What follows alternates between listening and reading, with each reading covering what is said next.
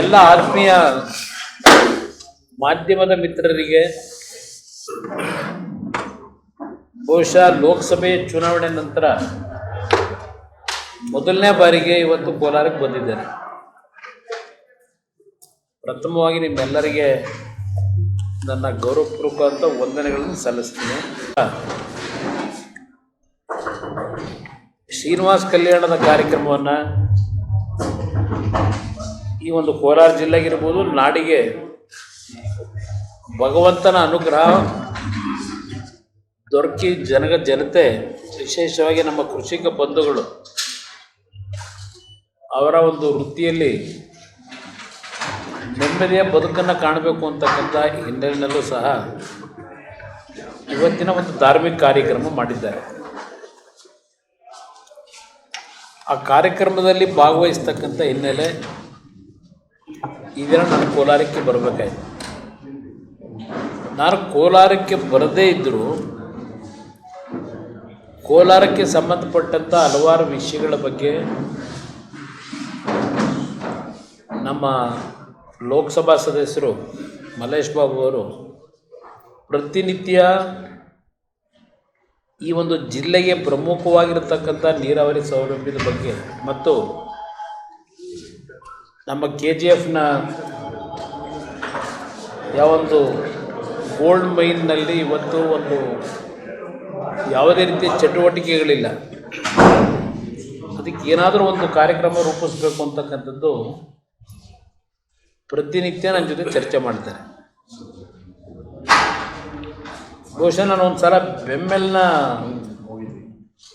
ಒಂದು ಧರಣಿಯೇ ನಡೀತಿತ್ತು, ಆ ಸಂದರ್ಭದಲ್ಲಿ ಬಂದಿದ್ದೆ. ನಾನು ಎಲೆಕ್ಷನ್ ಮುಂಚೆ ಎಲ್ಲ ಆದಮೇಲೆ ಎಂ ಪಿ ಆಗಿ ಮಂತ್ರಿಯಾಗಿ ಬಂದಿದ್ದೆ. ಇಲ್ಲಿ ಇವತ್ತಿನ ಈ ಒಂದು ಕೋಲಾರ ಜಿಲ್ಲೆಯ ಪ್ರವಾಸದ ನಾನಿದ್ದು ನಾಳೆ ದಿನ ಮೈಸೂರಿನಲ್ಲಿ ಒಂದು ಮಾಧ್ಯಮದ ಸ್ನೇಹಿತರನ್ನು ಉದ್ದೇಶಿಸಿ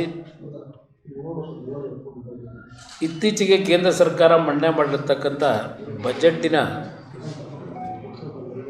ಪ್ರಮುಖವಾದಂಥ ಅಂಶಗಳನ್ನು ನಾಳೆ ದಿನ ಮೈಸೂರಿನಲ್ಲಿ ನಾಡಿನ ಜನತೆಗೆ ತಲುಪಿಸಬೇಕು ಅಂತಕ್ಕಂಥ ಒಂದು ಜವಾಬ್ದಾರಿಯನ್ನು ಕೊಟ್ಟಿದ್ದಾರೆ. ಇವತ್ತು ರಾಜ್ಯ ಸರ್ಕಾರ ಪದೇ ಪದೇ ಅವರ ಹಲವಾರು ತಪ್ಪುಗಳನ್ನು, ಅವರ ವೈಫಲ್ಯಗಳನ್ನು ಕೇಂದ್ರ ಸರ್ಕಾರದ ಮೇಲೆ ದೂರನ್ನು ಹೊರಿಸ್ತಕ್ಕಂಥದ್ದು ನೋಡ್ತಾ ಇದ್ದೀವಿ.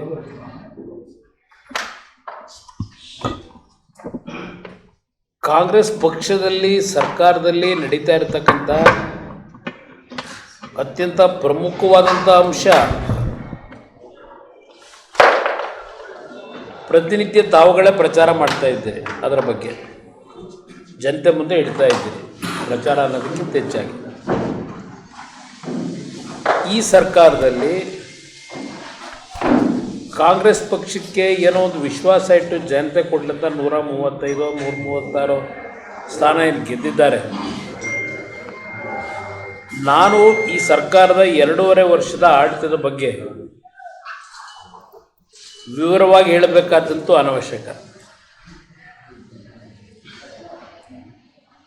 ಈಗಾಗಲೇ ಇವತ್ತು ಬಹುಶಃ ನಮ್ಮ ಯುವಜನತಾಳದ ಅಧ್ಯಕ್ಷರು ನಿಖಿಲ್ ಕುಮಾರಸ್ವಾಮಿಯವರು ಬೆಂಗಳೂರಿನಲ್ಲಿ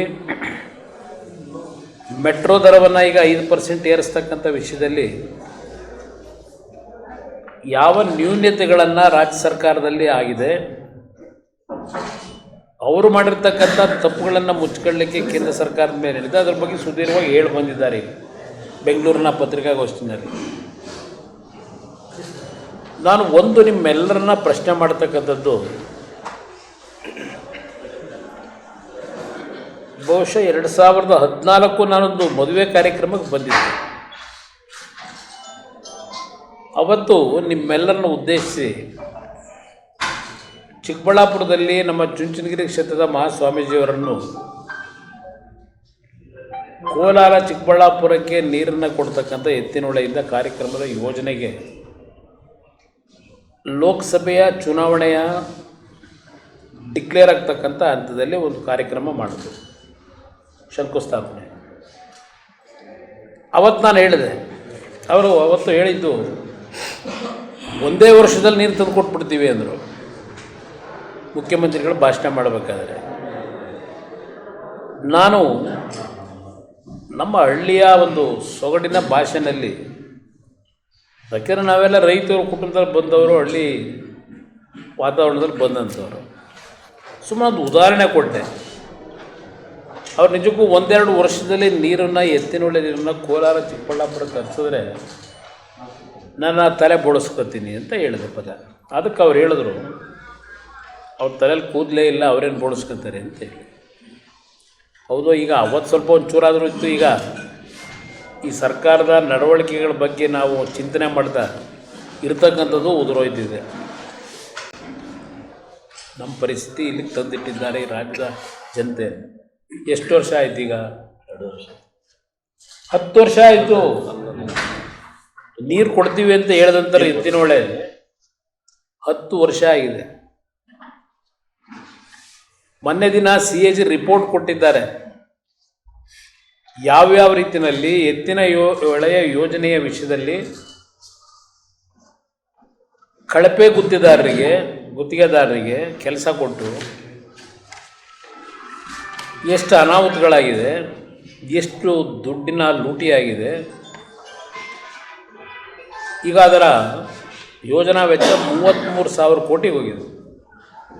8,000 ಕೋಟಿ ಆಯಿತು, ಆಮೇಲೆ 14,000 ಕೋಟಿ ಆಯಿತು, ಆಮೇಲೆ 23,000 ಕೋಟಿ ಆಯಿತು, ಈಗ 33,000 ಕೋಟಿಗೆ ತಗೊಂಡೋಗಿದ್ದಾರೆ. ಇದೇ ಈ ಸರ್ಕಾರದ ಸಾಧನೆಗಳು.